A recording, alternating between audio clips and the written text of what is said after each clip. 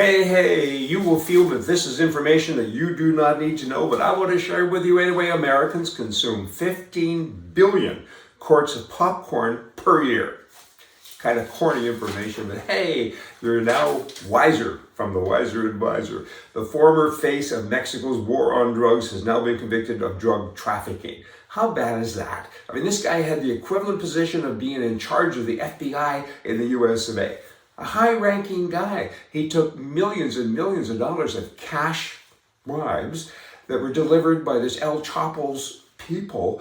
Wow. It was his job to make sure that the guys like El Chapo are in jail. Now he's going to be in jail, maybe alongside of him, El Chapo. Jeez, what is wrong? What is going on? I mean, how do you fix that? I don't know. Does everybody really have a price? Al Capone said that. Everybody has a price. Do they? I wouldn't have thought. You kind of think, I like to think, that the odd person would have a value or an ethic about him, integrity. That's a kind of a good word. Millions and millions of dollars, and he gave it up.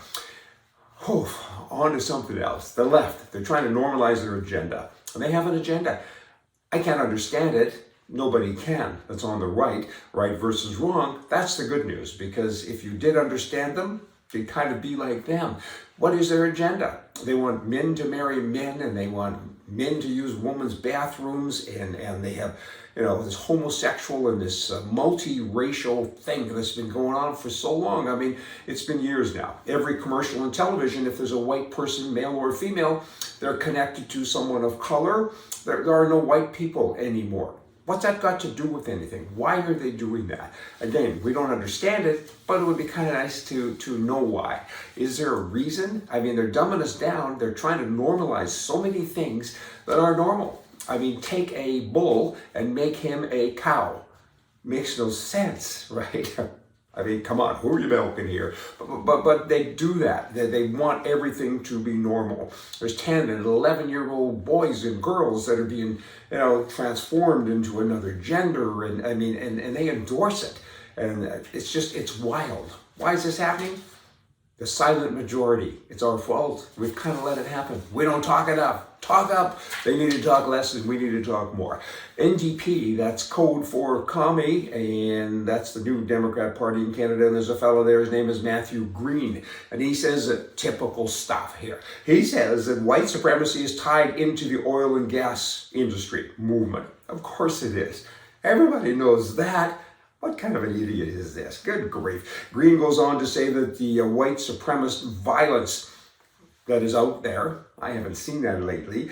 He says the white supremacy is connected to conspiracy theories and the Wexit movement. The Wexit movement is a movement. It was started a few years ago. It's kind of died down a little bit, but it's about Western separation in Canada. And somehow or another, that's from white people who are bad. And Matthew Green, you know what? He doesn't even look green to me. I mean, I think he's crazy in any color. The government. This applies to all countries, no matter where you're listening from, England, America, Canada, pick a place. Governments seem to be at war with us. Why is that? I mean, if it wasn't for us, they wouldn't have a job.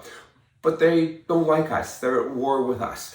I mean, the war is on cars, the war is on personal defense, guns, gun owners, the family, children, straight, white people in general, but they're at war not just with white folk, they're kind of at war with everybody. Look at your paycheck. There's no incentive anymore. There's no motivation. You look at your paycheck and think, they get all my money, and I don't like what they do with my money.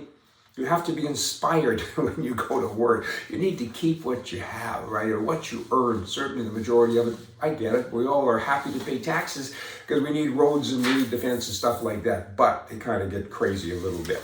Lastly here, quickly, the inventor of the treadmill. He died at the age of 54. And the originator of gymnastics died at the age of 57. And a world bodybuilding champion died at the age of 41. The best soccer player in history died at the age of 60. Then, of course, you swing over to the other side. Colonel Sanders, KFC, he died at 94. Cigarette maker Winston died at the age of 102. The inventor of opium died at 116, and there's a long list. So, hey, go have a drink, relax, take it easy, and y'all come back. See ya.